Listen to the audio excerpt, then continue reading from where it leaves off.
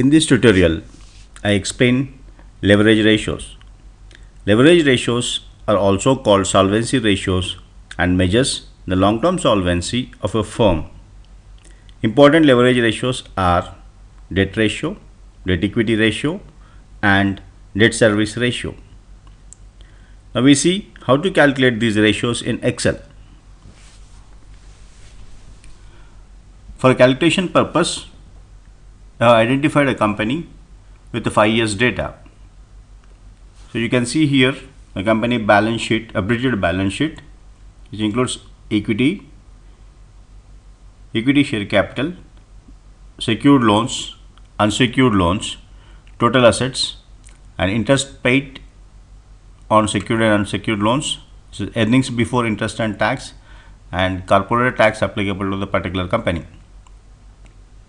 Point to be remembered is equity includes issued share capital, issued and paid up share capital, and reserves and surpluses, because reserves and surpluses are included because that also belongs to the equity shareholders. Now debt equity ratio. So debt equity ratio measures the relation between debt and equity. It measures the relationship between debt and equity. Debt includes both short-term and long-term, secured and unsecured loans. So now to calculate this, equals to, first here we have a secured and unsecured loans, two items, so we need to sum of them or total them, so that to get a debt, sum of secured and unsecured loans, this gives us total of a debt divided by equity. So debt equity ratio is 0.18. Now drag this down to next 4 years. Here you have a debt equity ratio for all the 5 years. Next ratio is debt to assets ratio.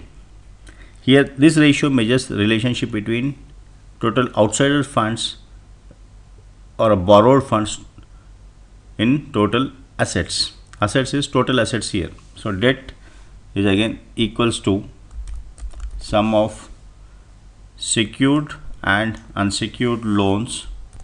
Here we got a debt, and divided by total assets. So debt to asset ratio is 0.15, and drag to next year. Yes. So we got debt to assets ratio. And now we look at debt service ratio. Debt service ratio measures the number of times the firm can pay interest and principal using its operating income, and defined as earnings before interest and tax divided by interest plus principal divided by 1 minus tax rate. So principal amount is adjusted after tax, because interest amount what we have, that is the earnings before interest, is before interest. So debt service ratio equals to,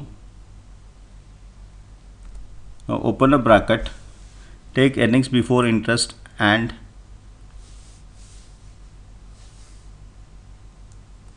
select earnings before interest and tax, and this divided by interest amount plus principal amount. Principal amount is total of secured loans. Total of secured loans is again sum of, so total of loans, secured and unsecured, sum of secured and unsecured loans divided by 1 minus effective tax rate.